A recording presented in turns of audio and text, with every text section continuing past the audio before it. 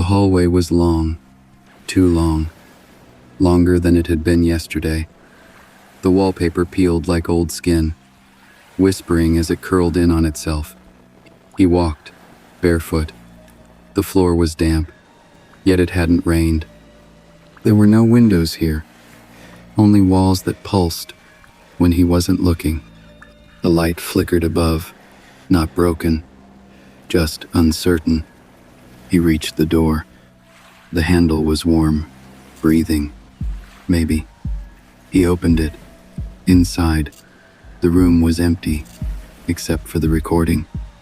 A cassette player sat on the floor, clicking, as if it had been waiting for him to press play. He did. "I'm still here. You left me, but I stayed. And I remember everything you tried to forget." The voice was his, but younger and trembling.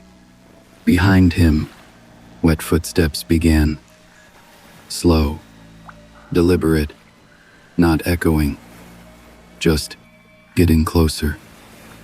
He didn't turn. He knew what it would be. He had once buried the box in the crawl space of his mind. Not literally, not at first. A collection of failures, a friendship he broke, the baby blanket he threw out after the miscarriage, a lifetime of small betrayals, folded neatly and packed away like old clothes that never fit right. But now the house was all crawl space, and the box had grown teeth. In the corner of the kitchen, he found the mirror again. Not a real mirror, no reflection, just a screen of static and color bleeding, like bruises blooming in reverse. It showed him something anyway. Her hand still clutching the letter, the one he never sent, and her face, half ash, half love, still waiting on a voicemail that never came. He touched the screen. His fingers sank through it like wet cloth. The room sighed. "Come back," the screen hissed.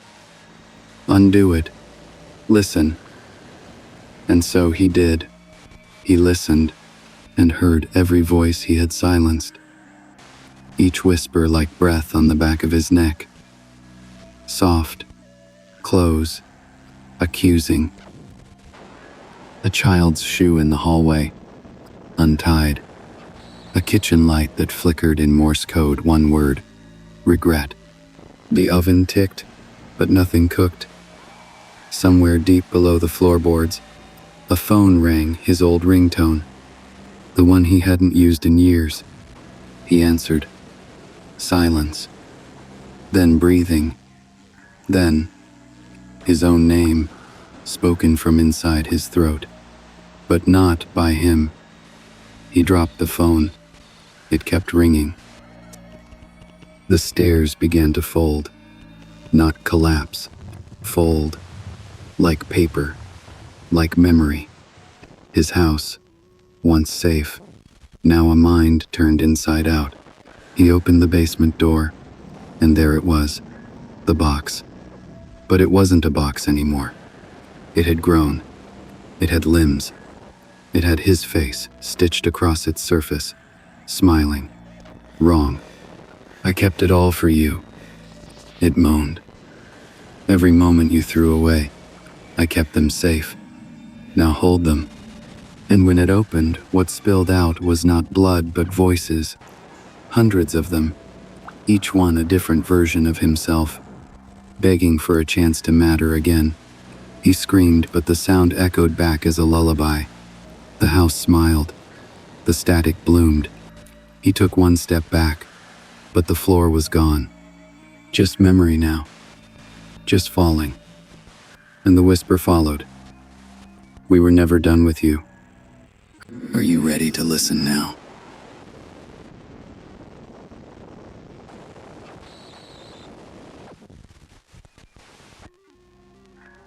We are not born with regrets.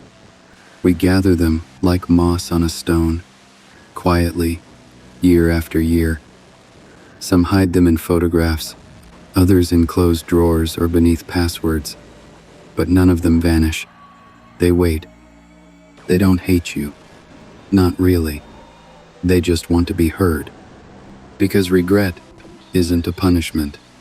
It's memory, still aching to matter, still begging to be rewritten or at least remembered with truth.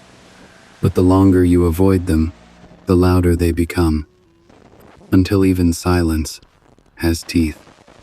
So listen, before the house folds in, before the voices become your own, speak to what you buried, give it shape, give it rest, or it will come walking on wet feet through every dream you thought was safe. And when it does, I will be there, watching, waiting for you to open the door, and finally ask, what if my regrets could speak? And more importantly, what would they say? Until next time,